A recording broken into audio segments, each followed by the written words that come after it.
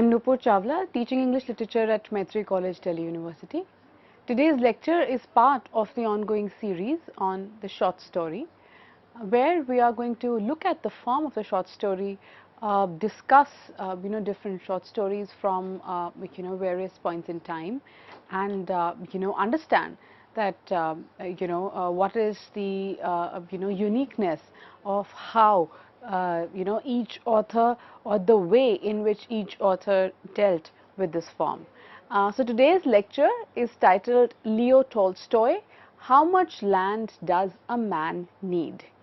Now, I'm sure those who are Tolstoy fans would have come across this title somewhere or the other. This is one of his very popular short stories, and the question in the title itself, is so intriguing that it sets you thinking even before you pick up the text. But let's first look at a bit more about the author, his background, and then we kind of move on to discussing the text. So Leo Tolstoy was born in 1828 and was around until 1910. He was a Russian writer who is regarded as one of the greatest authors of all time, and in fact one can say one of the greatest realists of all time, for that matter. Why do we call him a realist? We're going to, of course, discuss that in just a bit, because the moment we mention Tolstoy, it is going to be some injustice if we do not talk about the trend of realism, right? So Tolstoy received nominations for the Nobel Prize in Literature every year from 1902 to 1906, and for the Nobel Peace Prize in 1901, 1902 and 1909.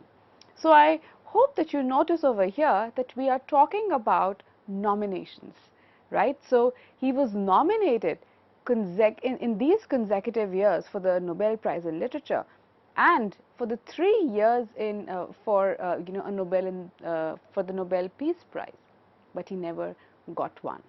So you see, this is another question that a lot of people think about, that somebody with such repeated nominations would definitely, of course, be a person of merit. But what is it that was stopping the world from giving him this public recognition is a point to be thought about. Did it have something to do with his politics? Did it have something to do with the work that he was doing? That's something for us to think about. Now, as I said that he was rather a very established and author of fiction. So War and Peace and Anna Karenina are two of his most widely acclaimed and popular works. So War and Peace is this long novel written in 1869. Anna Karenina was written in 1878. Right, and both these novels are also considered to be classics, or the last word in realism. His semi-autobiographical trilogy is what that he had actually started his writing career with. So the first book in this trilogy was Childhood, the second one was Boyhood, and the third was Youth, and it was written between 1852 to 1856, these 3 novels. And Sevastopol sketches were written in 1855 based on his experiences in the Crimean War. So you see, these works were written at a young age of 22, right? So we notice that how Tolstoy started writing quite early, and also look at the topics that he chose to write about. For a 22-year-old boy to think about childhood, boyhood and youth, clearly tells us that he was a person, or he was a mind that was not ordinary. He also wrote, along with novels, dozens of short stories, such as After the Ball, which was written in 1911, and several novellas, another very popular novella by him being The Death of Ivan Ilyich, written in 1886, Family Happiness in 1859, right? So these are some of the notable works by the author, while he has written quite a lot. And along with fiction, both long and short fiction. He also wrote plays and philosophical essays. One which I remember offhand is this text called "The Kingdom of God is Within You," right? So he has likewise written a lot of such philosophical tracts as well, and some plays too, right? So that is broadly stating the literary context of Leo Tolstoy. So as you can see on your screens, this is what Tolstoy looked like, right? So he was born in 1828 and was around until 1910.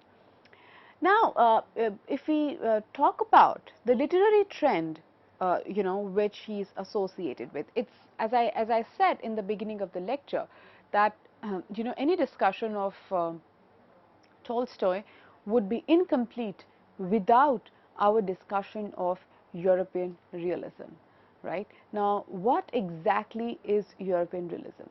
So, it was a literary trend that flourished in the 19th century, and I would say that not just literary trend, but it was a trend which was also evident in other forms of artistic expressions too, right? So, one of the foremost thinkers that comes to mind when we think of realism is George Lukács, right? He has this book titled European Realism, where he discusses at length about this phenomena. And along with Tolstoy, so like while Tolstoy was one of the leading figures to be associated with this movement, the others are Balzac, Stendhal, um, and the other authors from the 19th century in England as well, who followed or who subscribed to this tradition, right?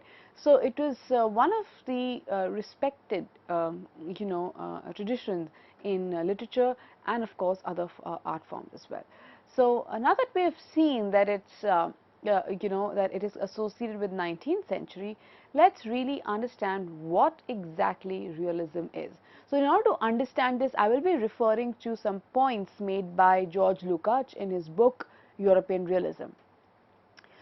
So he says that realism involves, and I quote, an unbiased investigation of life, unquote.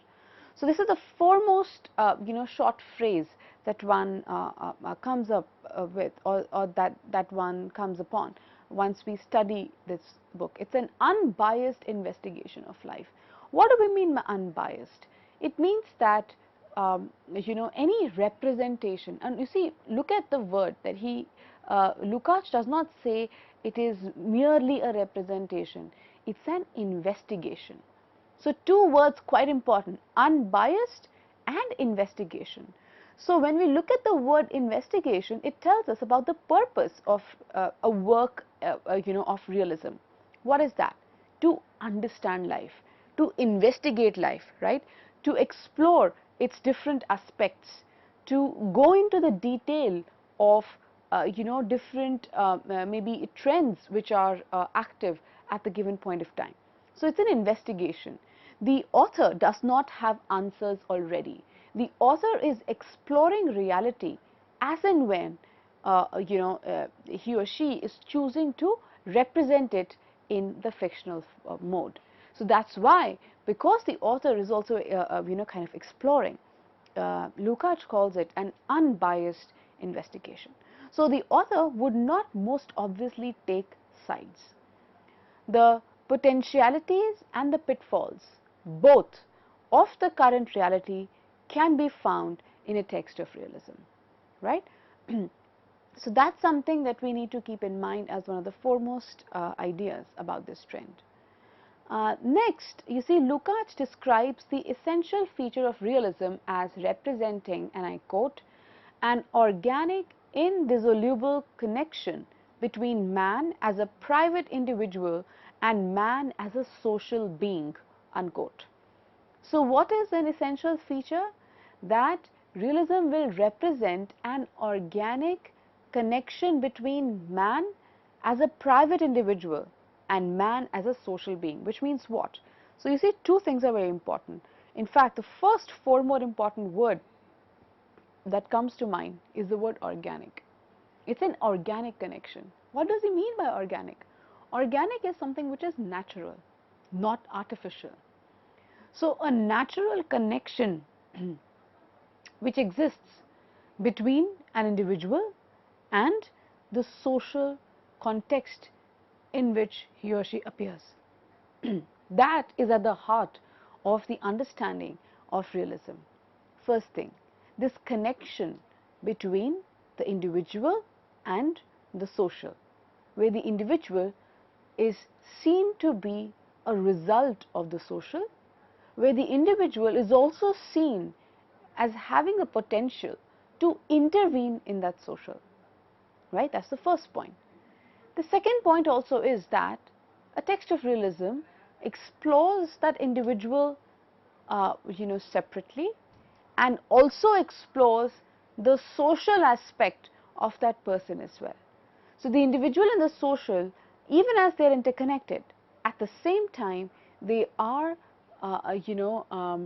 complete entities in their own right as well. So this understanding of the private and the social in the interconnectedness and yet in their uniqueness is another very important feature of realism.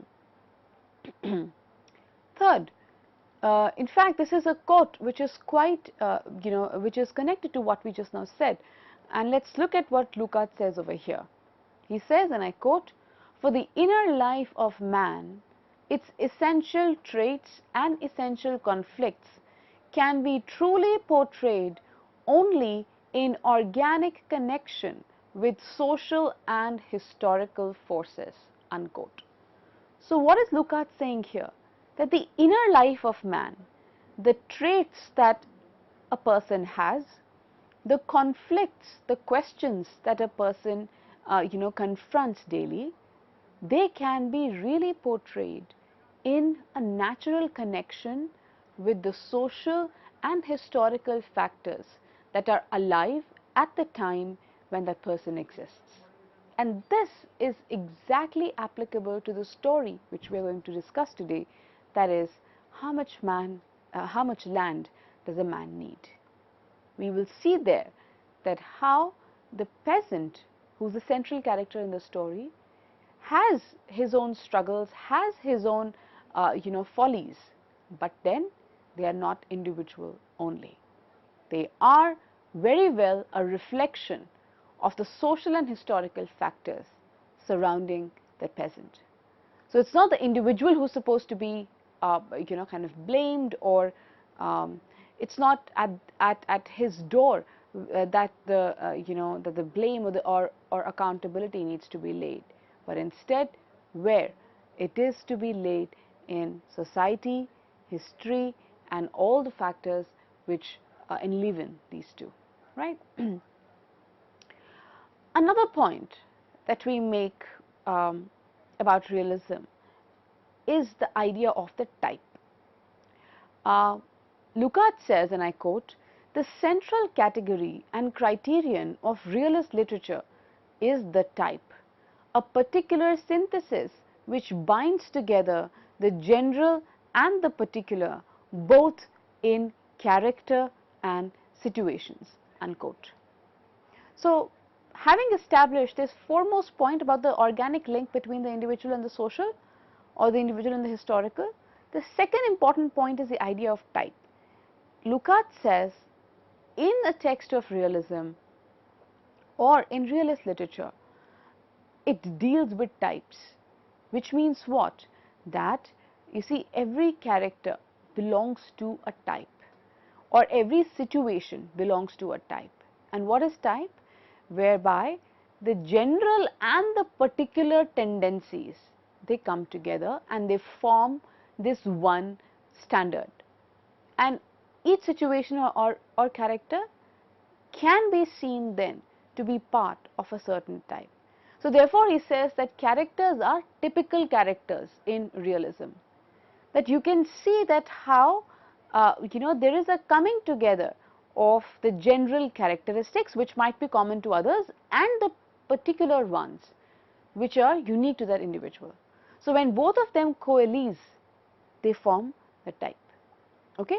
So typical characters then are yet another feature of European realism.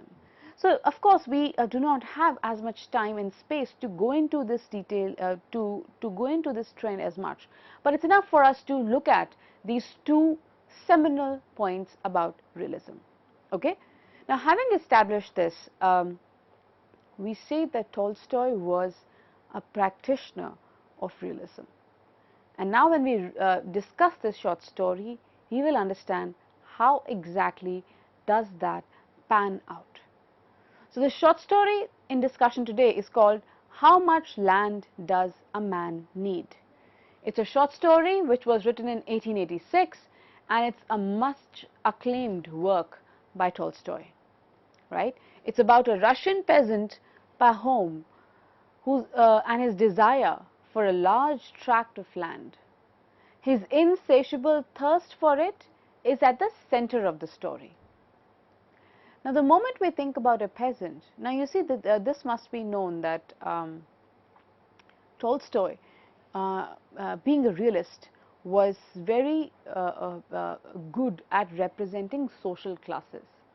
So you would be, so the reader would immediately get a sense that what social group does a given character belong to, right? So this was Tolstoy using the individual from a particular social group to comment upon the larger reality. So you will very distinctly see that which social section do his characters belong to. In fact, the story begins with a discussion between two sisters. One is married to a tradesman in the town and the other is married to a peasant in the countryside, right? So, and they have a kind of a debate about who is leading a more full life or who's leading a fuller life. Is it the luxury of the city or the town or the materialism which the tradesman is experiencing? Is that more significant, or is the simplicity and the depth of a peasant's life more important?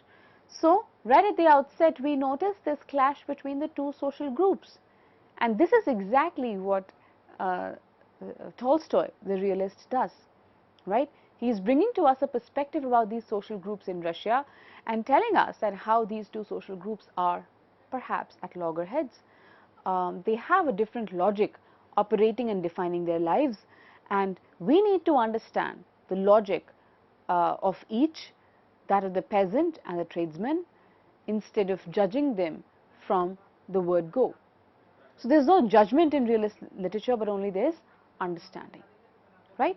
So we notice that right at the beginning of this story itself.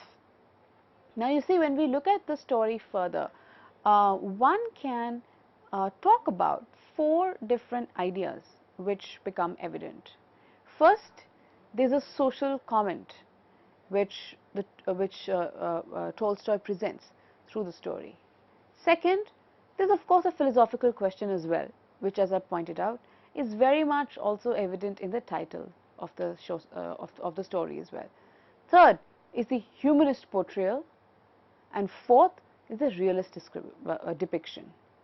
So if we cover these 4 points, we cover sufficient ground to understand what exactly Tolstoy is doing in this short story of his, right? So what we have discussed in this segment of the lecture is, A, we have looked at Tolstoy the writer, his literary background. We've seen what a prolific writer he was, what an established writer he was. We did get a sense that something about what he wrote and the way he wrote perhaps was not acceptable to a lot of people, and hence the entire story of the Nobel Prize eluding him. And then of course from there we discussed about the European realism and how that literary trend is quite a defining feature of his works. We discussed that realism has two important points primarily. First, the organic connection between the individual and the social. Second, the existence of types. What is a type? A type is that which involves the features of the individual as well as the particular as well as the general, and we see typical characters and we see typical situations, right? From there we introduce the text, How Much Land Does a Man Need, which is a late 19th century short story, and it seems, I mean, at the center of the story is a peasant, and through the exploration of his life, some important points are raised by Tolstoy, and that's what we are going to look at in the second part of our lecture. Thank you.